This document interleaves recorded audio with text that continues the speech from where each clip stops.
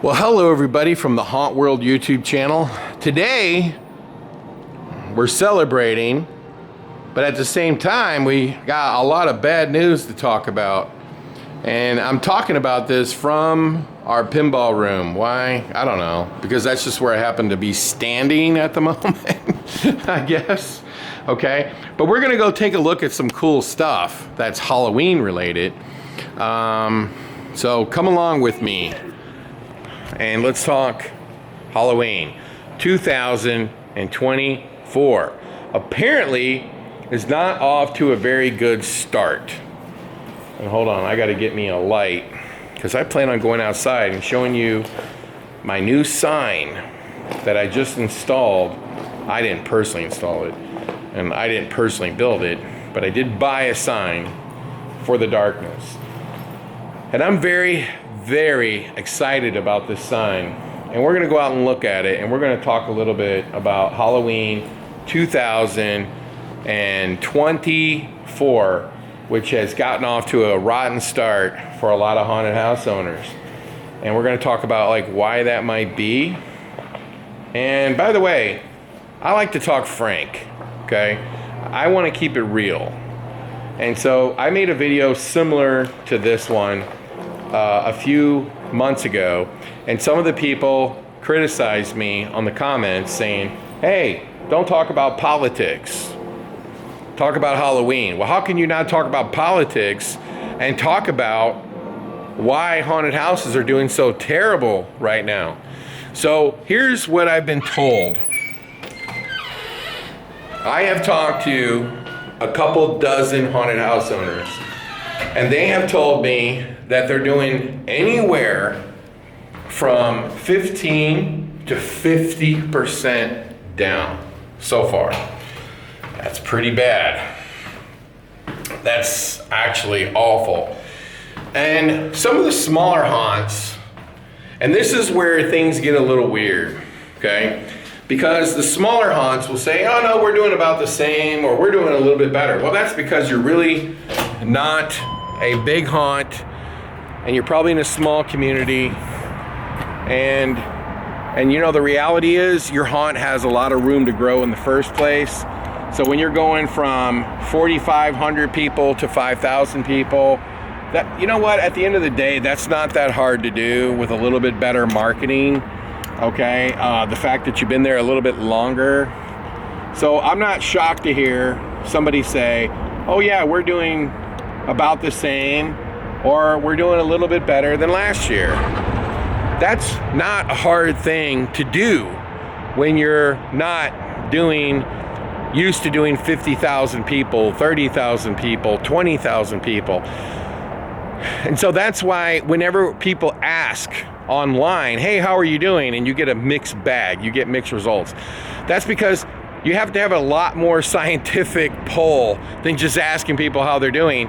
Because I can almost guarantee you the haunts that are doing okay or doing a little bit better are the ones, the newer haunts, the ones that are still growing. Does that make sense? So we are focusing on the real gauge of how the haunted house industry is doing is always going to be based on the haunts that have been around for 10 years, 20 years, okay? Haunts that have an audience where they're used to doing 20,000 people, 50,000 people, 30,000 people. How are these haunts doing? And right now, it appears, by the way, I just got my mail, and look at this. Hold on, let's walk over here. And apparently, these haunts are all doing terrible. Now, I tried to talk a little politics a few months ago, and people didn't like that too much, but hey, I really don't care, because we're talking turkey, we're talking reality, and we're talking what is going on in the world today. But before we do that, let's look at this baby. Look at that sign. Now tell me that's not badass. Now my son criticized me for putting the .com on there, but I thought it was great. thedarkness.com. That's how you learn more information. Why not? Fear and terror lives here. Look at that sign. Is that insane? Now, I wanted to say something. Some of these idiots online, on different Facebook groups and things like that, they say, oh, all Larry cares about is money. It's all about whatever. Look at that sign down there, the St. Louis Escape one. And now we have this one. The darkness started in this building over here. And right on that side of the building it says Sunshine Factory. And every one of these windows were boarded up. There's like hundreds of them. I think there's like 500 or 600 windows. And they were all boarded up. That's where the darkness name came from, because the building was completely dark. And it said it was the Sunshine Factory. Okay? And now look at this. Look at that sign. To me, I wanted to do this sign because I wanted to say to the community that the darkness has been here since 1994. We are one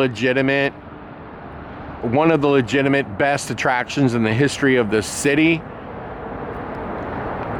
And I wanted to remind people on this on-ramp, or anybody who drives over here to Soulard, that's the oldest farmer's market in America, believe it or not. It's really cool, actually. When every time they come here, they're gonna know the darkness, okay? Whether or not I run this thing for 2 more years, 3 more years, to me, it's making a statement that we're here. We've been here, we came, we saw, we kicked ass. And then this St. Louis Escape sign down here, that thing is just breathtaking. Mini golf, pinball, St. Louis Escape. You know what it's saying? This is a legitimate business.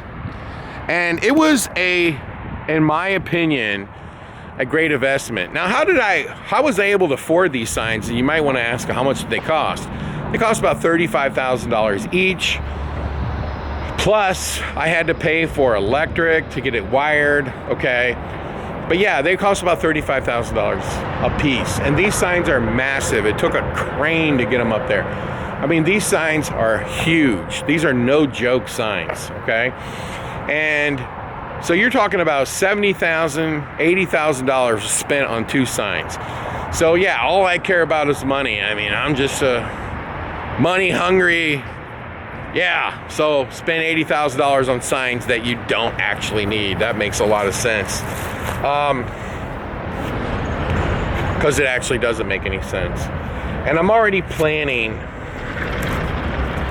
some big renovations for the darkness, because it's a disease, okay? I just did an interview today with a business journal, and I told them, you have a disease. If you're in the haunted house business, you can't help yourself, because it's just a disease. So I could buy a bunch of new props and everything, or I could buy this beautiful sign that they took 6 months from the time I paid a deposit to get this sign on the building. Yeah. So, you know what? That sign means something to me, and that's all that matters. And I think when you look down this street, over there they have the biggest Mardi Gras in the entire United States outside of the one that happens in New Orleans. 500,000, 600,000 people come to this Mardi Gras. They're gonna see that sign. I should have done it a long time ago. But how could I afford it? Well, it's because of the escape rooms. That's how I can afford it. The escape rooms do better than the haunted house at this point. And the escape room business helps supplement the haunted house. And I'm not complaining, because you only live once. You should try to achieve and accomplish everything that you dreamed of. And if you want a big old sign, you should get one. So anyway, that's gonna wrap up this video. My next video is gonna be about the haunted house industry and declining attendance. So like and subscribe to the channel and look for the next video.